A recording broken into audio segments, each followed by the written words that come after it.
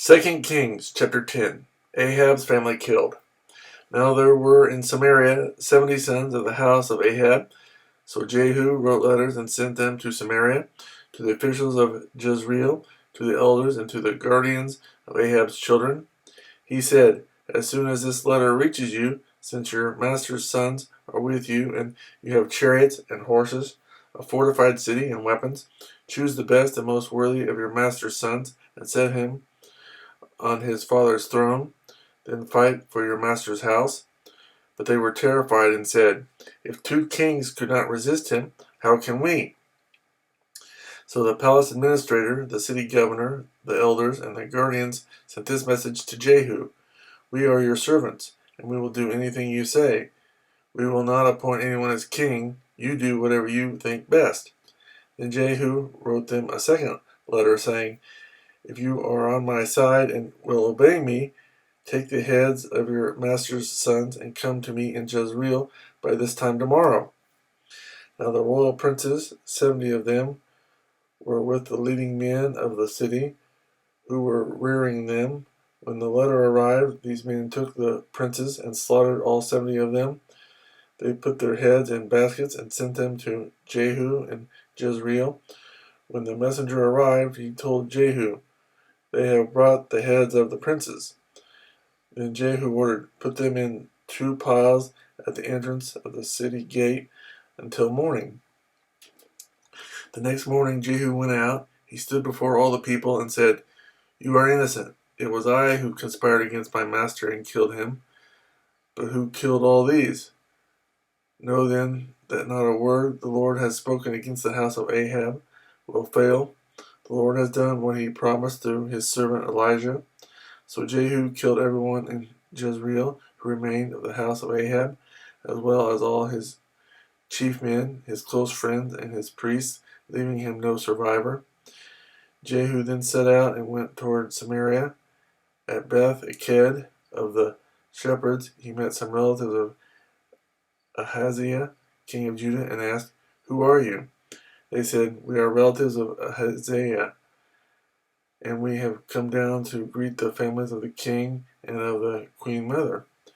"Take them alive," he ordered. So they took them alive and slaughtered them by the wall of Beth Eked, 42 men. He left no survivor. After he left there, he came upon Jehonadab, son of Rechab, who was on his way to meet him. Jehu greeted him and said, "Are you in accord with me as I am with you?" "I am," Jehonadab answered. "If so," said Jehu, "give me your hand." So he did, and Jehu helped him up into the chariot. Jehu said, "Come with me and see my zeal for the Lord." Then he had him ride along in his chariot. When Jehu came to Samaria, he killed all who were left there of Ahab's family. He destroyed them, according to the word of the Lord spoken to Elijah. Ministers of Baal killed. Then Jehu brought all the people together and said to them, "Ahab served Baal a little, Jehu will serve him much. Now summon all the prophets of Baal, all his ministers and all his priests. See that no one is missing, because I am going to hold a great sacrifice for Baal. Anyone who fails to come will no longer live." But Jehu was acting deceptively in order to destroy the ministers of Baal. Jehu said, "Call an assembly in honor of Baal." So they proclaimed it. Then he sent word throughout Israel, and all the ministers of Baal came, not one stayed away. They crowded into the temple of Baal until it was full from one end to the other. And Jehu said to the keeper of the wardrobe, "Bring robes for all the ministers of Baal." So he brought out robes for them. Then Jehu and Jehonadab, son of Rechab, went into the temple of Baal. Jehu said to the ministers of Baal, "Look around and see that no servant of the Lord are here with you, only ministers of Baal." So they went in to make sacrifices and burnt offerings.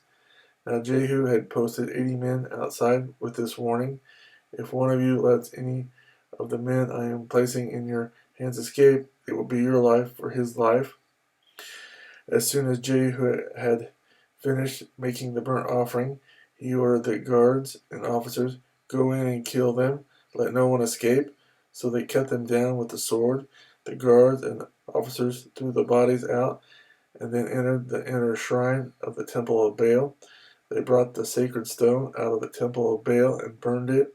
They demolished the sacred stone of Baal and tore down the temple of Baal, and people have used it for a latrine to this day.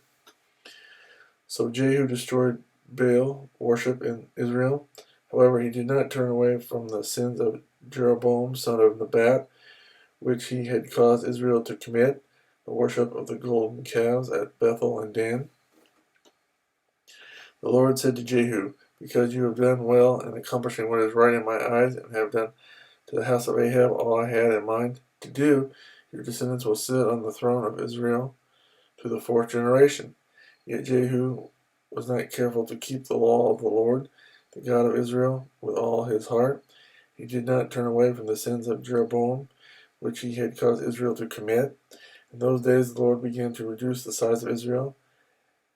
Hazael overpowered the Israelites throughout their territory, east of the Jordan, in all the land of Gilead, the region of Gad, Reuben, and Manasseh, from Aroer by the Arnon gorge to Gilead to Bashan. As for the other events of Jehu's reign, all he did, and all his achievements, are they not written in the book of the annals of the kings of Israel? Jehu rested with his fathers and was buried in Samaria, and Jehoahaz, his son, succeeded him as king. The time that Jehu reigned over Israel in Samaria was 28 years.